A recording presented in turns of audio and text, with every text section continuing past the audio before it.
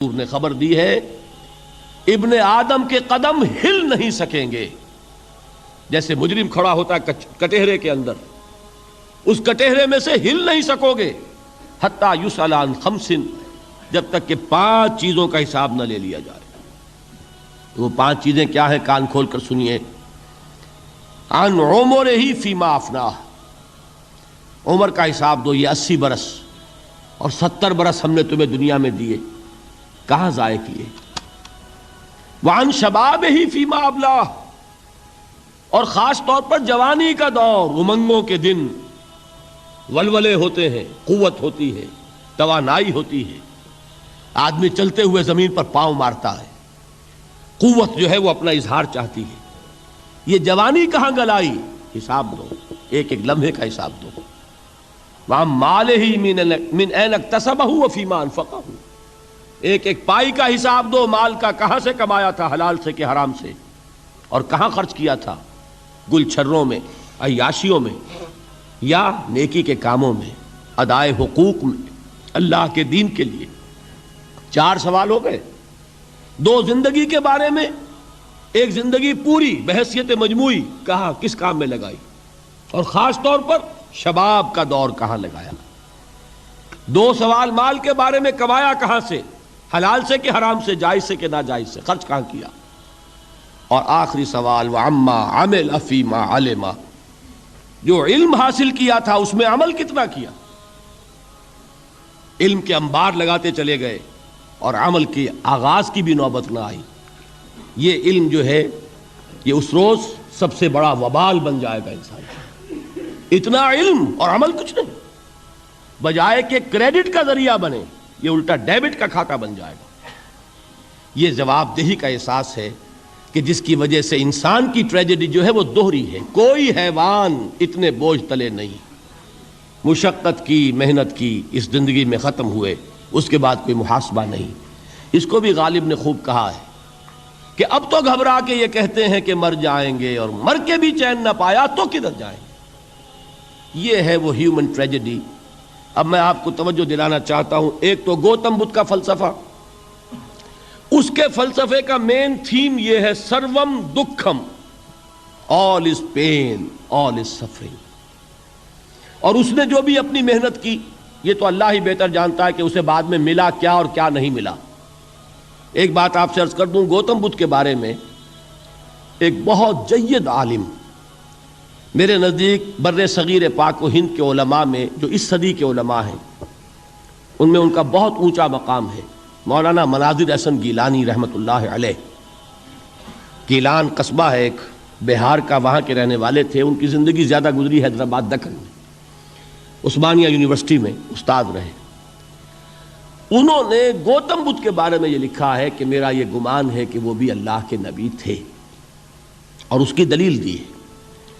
قرآن مجید میں ایک رسول کا ذکر آتا ہے، ذوالکفل، اور یہ ذوالکفل وہ ہے جس کے بارے میں ہمیں کچھ پتہ نہیں.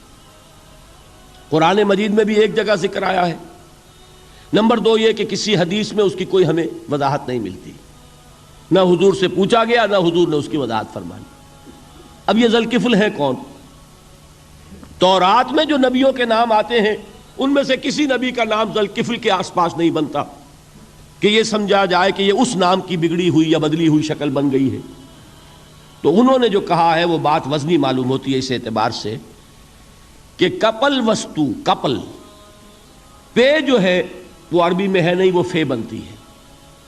تو ذوالکفل کے معنی کفل والا، اور یہ کفل جو ہے کپل، کپل والا، جس کو ہم کہتے ہیں کپل وستو کا شہزادہ.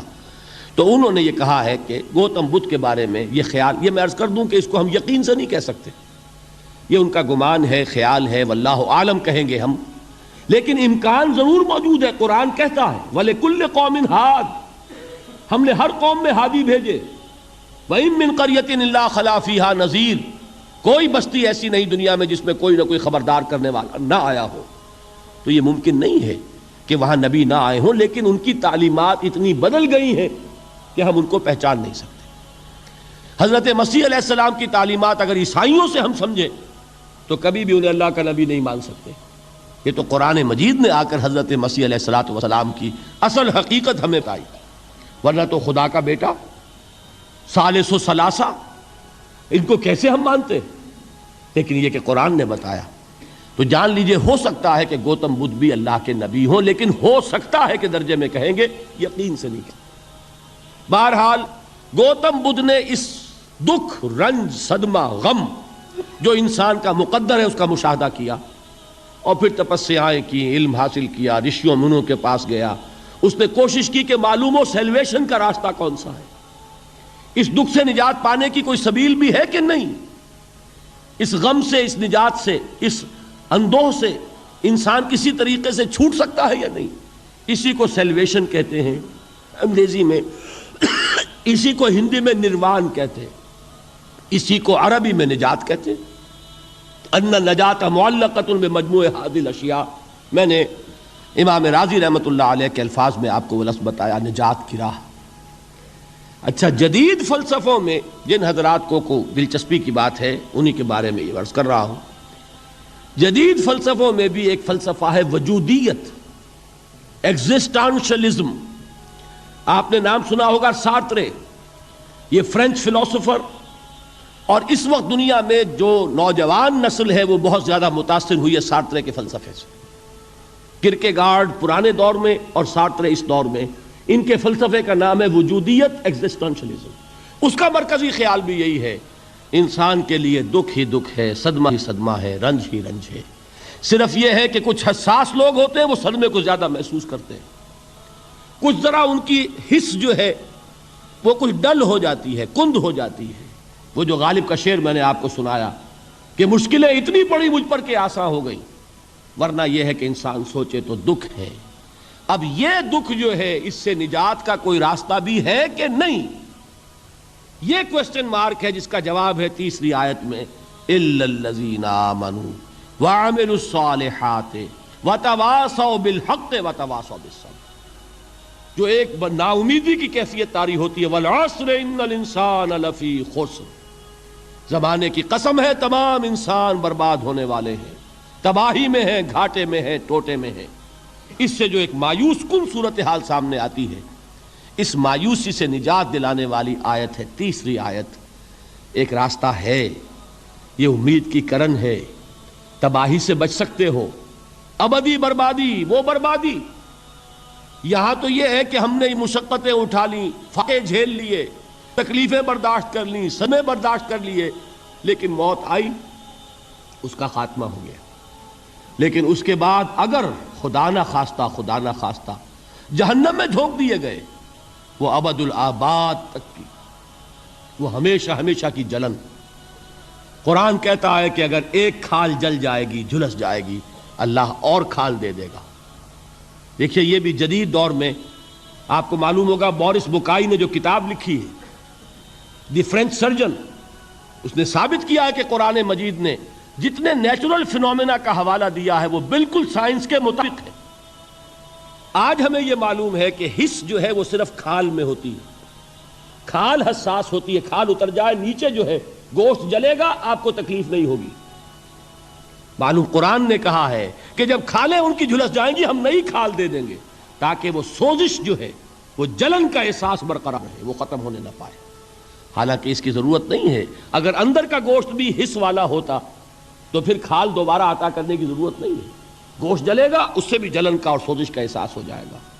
لیکن قرآن کہتا ہے کہ نہیں، کلما نضجت جلودہم بدلنا لہم جلودا غیرہا، جب ان کی کھالیں جھلس جائیں گی، جل جائیں گی، ہم ان کی کھالیں بدل دیں گے تاکہ وہ سوزش برقرار رہے۔